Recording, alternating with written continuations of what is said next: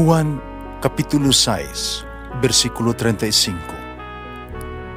Si Jesus miingon kanila, "Ako mao ang pan nga naghatag sa kinabuhi.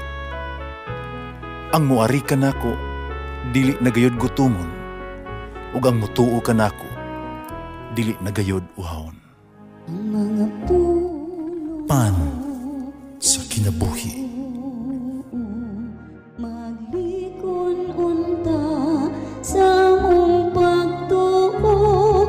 Gagakakabi sa pagtuman sa imong mahal nga kasuguan.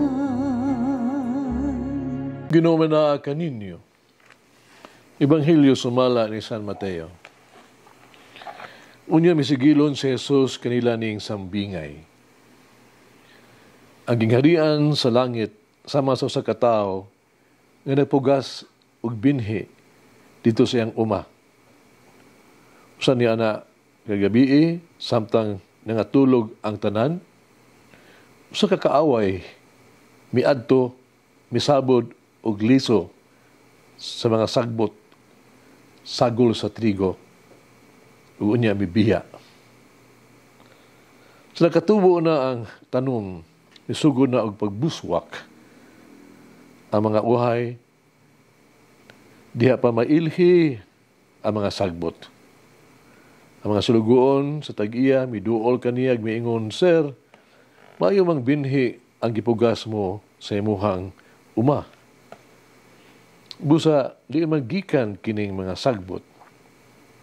Siya mitubag. Usa ka kaaway ang naghimo ni ini.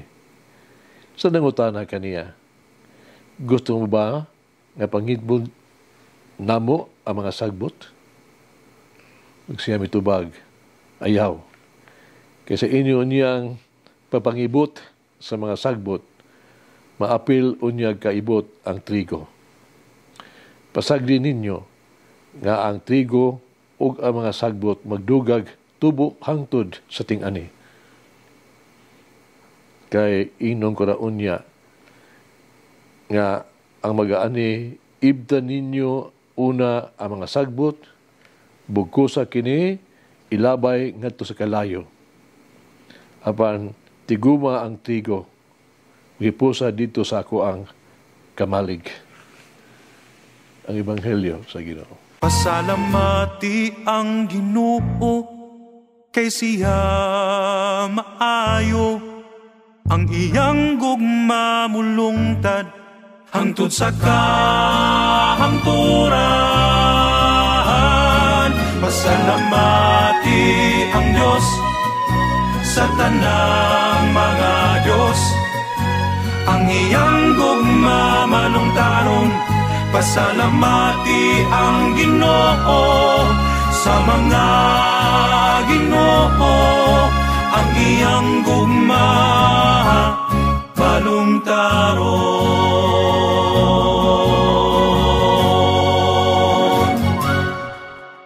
Gikan sa tong kasinatian, sa itong pag-atiman, pag-ayos mga tanong, ito yung ibton ang mga sagbot. Ano man, tungod kay kini, no? Dili man maayo sa tuwag na to, sa ito ang mga tanong, magkompetisyon mo na sila sa katambok sa yuta. Di na to gusto ng ilahang mga gamot, magsabod o mga gamot sa mga sagbot. Atong ipinalipdan na to atong mga tanong sa daot, sa insekto. Una kita maghulat nga ibton ang mga sagbot hangtod nga adjusting ani. Itong paabot yan na at na yung ibton sa labing sa iyong panahon. Dito gusto nga ang sagbot, no? Ug tanong makadungan o pagtubo. Ibuhat na to ang labing maayo alang sa tanong atong giibot ang mga sagbot. Apan sa Ebanghelyo karon adlaw, ang tambag sa tagbalay mao, pabayaan lang sila nga mutubo hangtod sa ting-ani. Ngano man, mangutana kita. Ang tubag mao, kung ibong ibton ang mga sagbot, dako kagayunan ni usab ang mga trigo usab maibot uban ni ini. Pero kung ito ang pamalandungan ang sabingay bahin sa sagbot o trigo sa Ebanghelyo karong adlaw, bahin sa itawag to kaubuton sa Dios. Unsa kanang butanga ang ipasabot sa Ginoo kung ngano. Una, ang Dios gyud mapailubon. Naghulat siya nga mubalik ta niya. Kanuniya kitang yatagan kay gayunan nga mutubo o mabungahon alang kaniya. Nagtuog gihapon ang Dios sa tuang kaayo. Naglaom gihapon siya nga mutubo ang mga liso sa kaayo sa tuang kasing-kasing. Bisan pa kung gilibutan kita sa daghang mga sagbot sa mga masala o kahakog, kasakit o problema sa itong kinabuhi. Nga tentasyon, mga kasamog, mabuntog gihapon nato kini mga sagbot. Mahimo kitang magmadaugon. Ang Dios sa kanunay naghatag kanato kay gayunan aron ang trigo nga niya kanato, the goodness in us, magpamunga og usa ka gatos kapilo nga ani. Dinay magkaingon kita nga gipuspon sa Dios ang iyang paghukom. No? Second chance. Siya naghatag natong panahon nga kita magmatinud-anon, magbubungahon pa.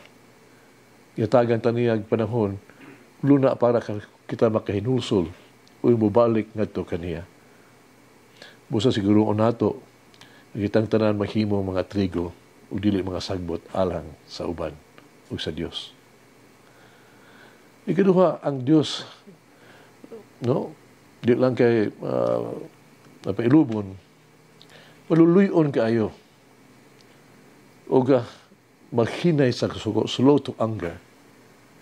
Bisan ang Ebanghelyo naghisgot o pasidaan alang sa adlaw niya panghusay, doon na gitawag doon Judgment Day. Pero doon ay panahon sa paghukom. Pandinhi, ang Diyos dili-dali sa naghukom ka na to. Nakasabot siya sa tuang kahimtang. Isalig ta nga ang Diyos nga may naghimo ka na to. Masaligon siya nga kita makabalik gihapon ngadto kaniya ug mutubo para kaniya. Siya naghatag ka na to o mga pamaagis pagbag-o. Yatagan ta niya sa tanang paagi aron makitaan siya. Mabalik ka itong kaniya ug takos diha kaniya ug kita iyang dawaton. Munang ayaw kawan igyud ang paglaom bis pagdaghang sagbot sa tuang kinabuhi. Ayaw pag-undang bisan kung anaa ang mga sagbot nga magtintal ka nato, maglumos ka nato, magpasakit ka nato, ang Dios nagpasalig ka nato nga siya uban jud ka nato. Sa panahon sa pag-ani, iyang gantihan ang ato ang pagkamalahotayon, ato ang pagkamaunungon kaniya ug sa iya mga sugo. Usa kon adunay mga sagbot sa imo sa atong kinabuhi. O usahay kita maghimong mga sagbot sa uban. Ato unyang usbon kini mga sagbot, ato kining nagtangon kini mga sagbot sa atong kinabuhi. Sa grasa sa Dios. Atong matan o atong kaugalingon.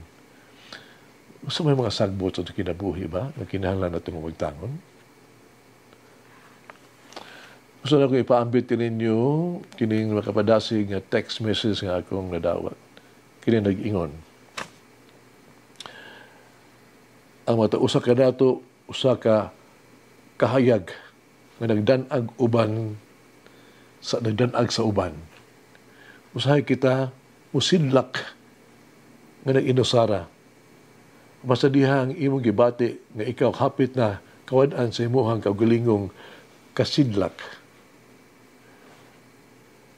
Ako aron magpaambit sa akong kahayag. Pulong pa sa Ginoo. Mag-ampo kita. Balaan nga walay katapusang anak sa Dios, akong Ginoo Hesukristo, Napugas kag maayong mga binhi sa ako ang kinabuhi. Ipakaon mo ako sa imuhang mga grasya. Kinalibdan mo ako. Natagan ako og daghang kaayong mga butang.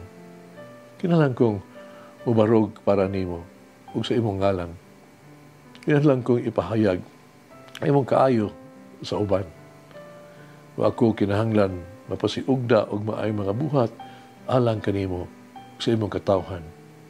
Karong adlaw o balaan nga walay katapusang anak sa Dios.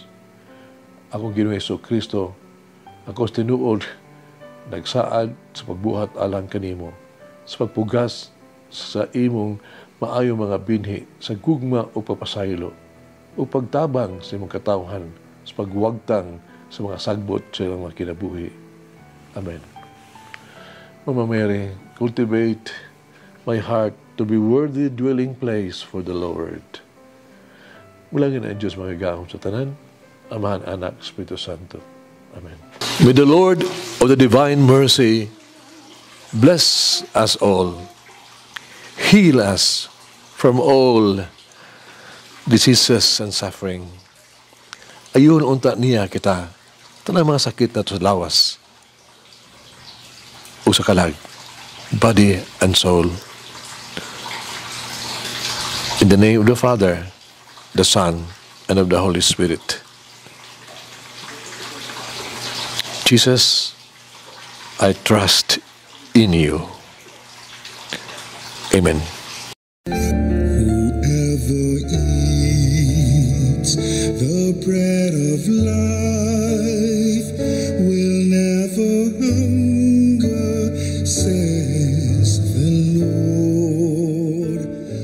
Kay galaan inyong nabati ang pagpaambit ug hamubong pamalandong sa pulong sa Dios pinaagi sa tulumanon, pan sa kinabuhi nga gidumala ni Monsignor Daddy Silva. Hangtod na usab sa sunod higayon, daghang salamat. The bread of life